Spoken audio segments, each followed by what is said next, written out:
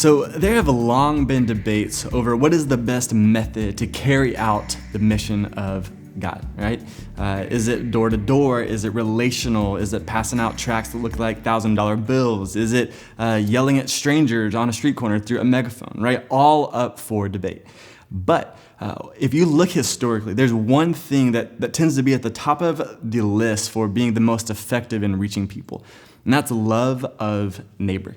In fact, for a long time, loving our neighbor has set Christians apart from the rest of the world.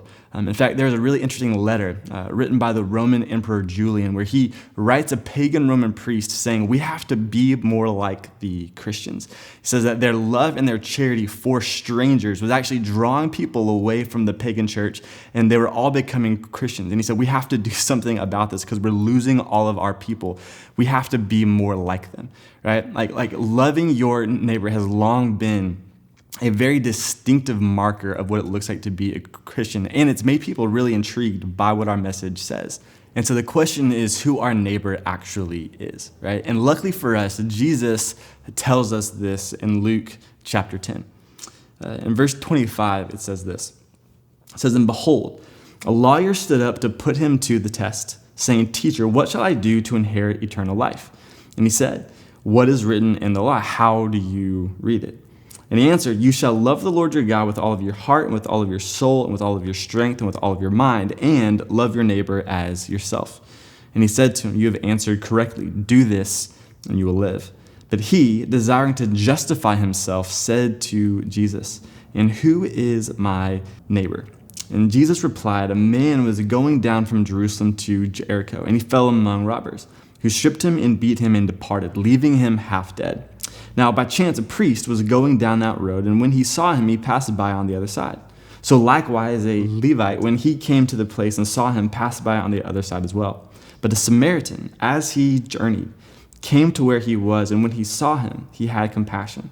He went to him and bound up his wounds, pouring on oil and wine. Then he set him on his own animal and brought him to an inn and took care of him.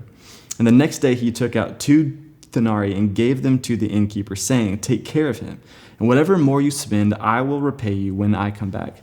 Which of these 3 do you think proved to be a neighbor to the man who fell among the robbers?" And he said, "The one who showed him mercy." And Jesus said to him, "You go and do likewise."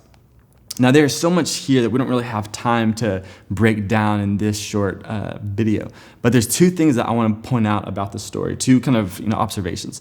And the first is this, is that in this text, Jesus broadens the definition of who our neighbor is.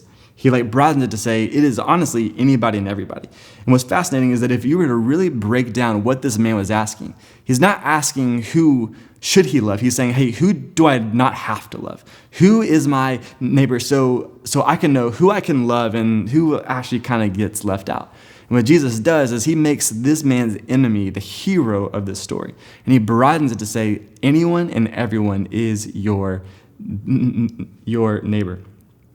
But second is this. He says that it's broad, but he also specifies. He gets really specific on who that person is. More specifically, he zooms in to say that it is everyone, but especially the person that we're tempted to walk past. It's every single person, but especially those that are in need. I tell you that because right now there's never been a better opportunity to love our neighbors well. If our neighbor is anyone and everyone, but especially the people that are in need, especially the people that we tend to walk right past, then we have this amazing opportunity as a community to live out the mission of God by loving our neighbors well. It's no secret that COVID has done a lot of damage to a lot of people, financially, mentally, emotionally. There's a lot of need in our world. On top of that, the holidays tend to be rough for a lot of folks. And so what we want to do tonight is challenge you to spend some time processing through and making a plan on how you as a group can actually expand the mission together. You can be ministers of reconciliation by loving your neighbor well.